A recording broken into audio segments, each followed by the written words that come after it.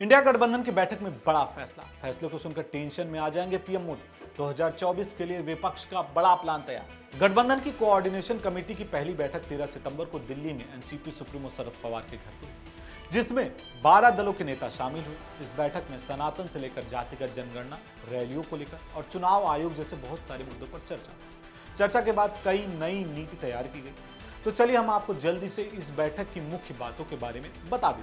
जानकारी के मुताबिक बैठक में तय किया गया कि गठबंधन के नेता बीजेपी सरकार के खिलाफ महंगाई, बेरोजगारी, बीजेपी सरकार के भ्रष्टाचार जैसे मुख्य मुद्दों को उठाएंगे। बैठक में बीजेपी सरकार की तरफ से जांच एजेंसियों के दुरुपयोग की भी निंदा की। साथ ही इस बैठक में मीडिया के कुछ न्यूज चैनल्स और न्यूज चैनल्स के कुछ एंकर्स को बैन करने की बात कही गई। नेताओं ने बैठक में चर्चा करते हुए न्यूज एंकर्स के नाम की लिस्ट जारी की और आरोप लगाए कि ये एंकर्स एजेंडे के तहत खबर दिखाते हैं।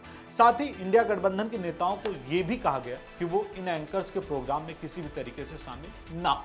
साथ ही इस बैठक में सनातन धर्म को लेकर हो रहे बवाल पर कोई बात नहीं हुई। ऐसा कहा जा रहा है कि तमिलनाडु के सीएम स्टालिन की कांग्रेस के दिग्गज नेता से फोन पर बात हुई। स्टालिन ने फोन पर सफाई देते हुए कहा कि हमें किसी भी धर्म से दिक्कत नहीं है, लेकिन हमारी राजनीति हमेशा से धर्म में ब्राह्मणवाद के विरोध में रही है और वो हम जारी रखेंगे।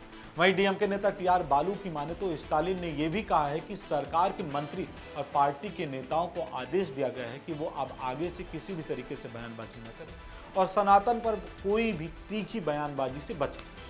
अब बात करें रैलियों की, तो दरअसल चुनावी रैलियों को लेकर सभी नेताओं और दलों में अलग अलग मत रहे, लेकिन लंबी चर्चा के बाद ये तय हुआ कि पार्टियां आपस में ही बात करके मुद्दे को सुलझा लें। सूत्रों की माने तो कांग्रेस चुनावी राज्य मध्य प्रदेश के भोपाल में महा रैली करके इसका आगाज करना चाहती, जबकि सपा का कहना था कि मध्य प्रदेश के बुंदेलखंड में राजनीतिक उपस्थिति का भी ध्यान रखा जाए।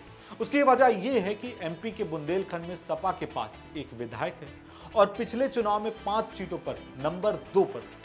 लेकिन चर्चा के बाद इस मसले पर भी सपा और कांग्रेस के बीच सहमति हुई। अब खबर यह भी आ रही कि 3 या 4 अक्टूबर को कांग्रेस की भोपाल में रैली हो सकती है और इसके बाद जातिगत जनगणना पर चर्चा हुई।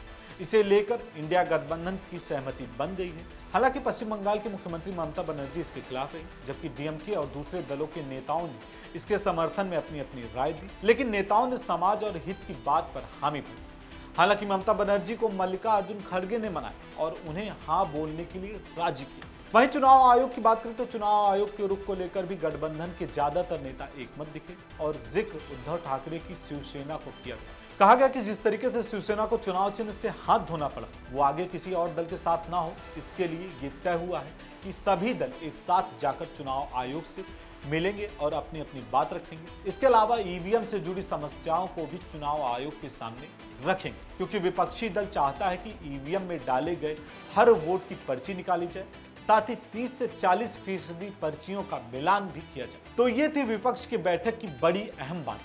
अब आपकी इस खबर पर क्या राय है, हमें कमेंट बॉक्स में जरूर बताएं और ऐसी और खबरों के लिए देखते रहें न्यूज़।